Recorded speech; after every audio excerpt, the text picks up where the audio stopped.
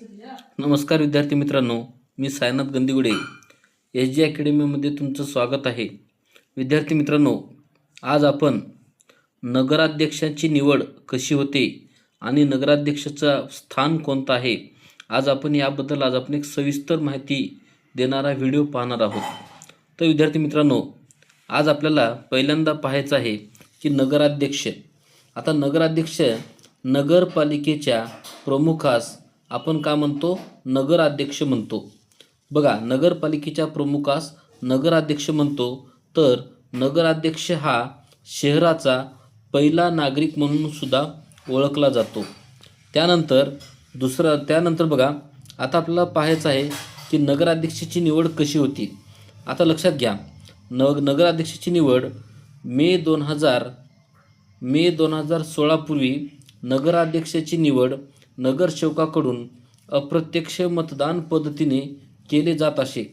पण नगराध्यक्ष निवड पुन्हा थेट निवडणुकीद्वारे जनतेतून करण्यात आली. म्हणजे लक्षात घ्या, अगोदर कसं होतं की 2016च्या पूर्वी नगराध्यक्षी जर निवड करायचा असेल, निवडून आलेले जे नगरसेवक आहेत, या नगरसेवकामधून अप्रत्यक्षपणे त्याची निवड केली जात असे. पण 2016च्या नंतर नगराध्यक्षाची जी निवडणूक आहे ते थेट जनतेतून करण्यात आली.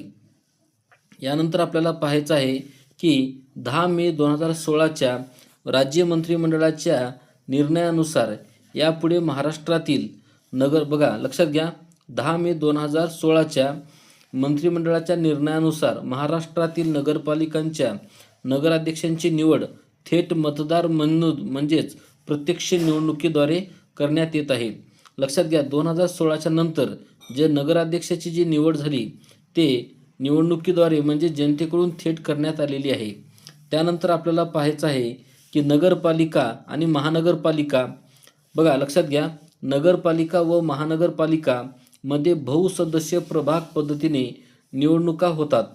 त्यानंतर नगरपालिका व महानगरपालिकामध्ये बहुसदस्य प्रभाग पद्धतीने निवडणुका होऊन त्यानंतर मुंबई महानगरपालिकेमध्ये मात्र बहुसदस्य प्रभाग स्थापन करण्यात येणार नाहीत.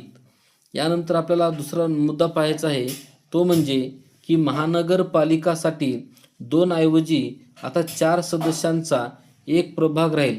2 महिला राहतील आणि अधिक 2 सर्वसाधारण उमेदवार यामध्ये समावेश असेल. यानंतर आपल्याला पाहायचं आहे की नगरपालिकामध्ये आता 4 ऐवजी आता फक्त 2 सदस्यांचा एक प्रभाग असे त्यांची निवड केलेली आहे. म्हणजे यामध्ये एका प्रभागामध्ये जर 2 सदस्य असतील, यामध्ये एक महिला अधिक असेल आणि एक सर्वसाधारण उमेदवार याची निवड केलेली असेल. त्यानंतर याआधी 2011च्या तत्कालीन जे मुख्यमंत्री श्री पृथ्वीराज चव्हाण यांच्या नेतृत्वाखाली बहुसदस्य प्रभाग रचना लागू करण्यात आली होती. यानंतर 2006 मध्ये नगराध्यक्षाची जनतेतून थेट निवडीचा निर्णय मागे घेण्यात आला होता. यानंतर आपल्याला पाहायचं आहे की महत्त्वाचं म्हणजे काय, नगराध्यक्षावर सुरुवातीच्या 2.5 वर्षामध्ये अविश्वास ठराव मांडता येणार नाही. सगळ्यात महत्त्वाचं लक्षात घ्या, नगराध्यक्षाची जेव्हा निवड होते तेव्हा 2.5 वर्षामध्ये नगराध्यक्षावर आपल्याला अविश्वास ठराव मांडता येणार नाही. त्यानंतर दुसरं आहे, त्यानंतर जर समजा आपल्याला अविश्वास ठराव जर मांडायचा असेल तर किमान 1/2 सदस्यांनी अशी मागणी करावी लागते. एखाद्या नगरपरिषदेमध्ये जर एखाद्या नगराध्यक्षाविरोधात जर आपल्याला म्हणजे त्यांना जर आपल्याला जर म्हणजे त्यांना त्याची जर अर्ज हे म्हणजे त्याला जर आपल्याला म्हणजे अविश्वास ठराव जर मांडायचा असेल तर त्याचा किमान 1/2 सदस्यांनी तशी मागणी करावी लागते. त्यानंतर आता अविश्वासाचा ठराव जर समजा आपल्याला अविश्वासाचा ठराव जर मंजूर करायचा असेल तर एकूण 3/4 बहुमत आपल्याला आवश्यक असते आणि ठराव 5 वर्षाच्या कालावधीमध्ये फक्त एकदाच मांडता येतो. हे परीक्षेच्या दृष्टीने अतिशय महत्त्वाचं आहे. जर एखाद्या नगराध्यक्षाच्या विरोधात आपल्याला जर अविश्वासाचा ठराव जर मांडायचा असेल तर यामध्ये 3/4 बहुमत आपल्याला असणे आवश्यक आहे आणि 5 वर्षाच्या कालावधीमध्ये नगराध्यक्षाचं असा ठराव फक्त एकच वेळेस आपल्याला काय होतो मांडता येतो. त्यानंतर आपल्याला बघायचं आहे, आता मला सांगा नगराध्यक्षाच्या नंतर सगळ्यात जबाबदार व्यक्ती जर कोण असतो तो म्हणजे उपनगराध्यक्ष. आता उपनगराध्यक्षाची निवड कशा पद्धतीने होते ते आपल्याला पाहायचं आहे. आता मला सांगा जे नगरसेवक निवडून येतात त्यांची अप्रत्यक्षपणे, लक्षात घ्या, नगरसेवकाकडून अप्रत्यक्षपणे केली जाते.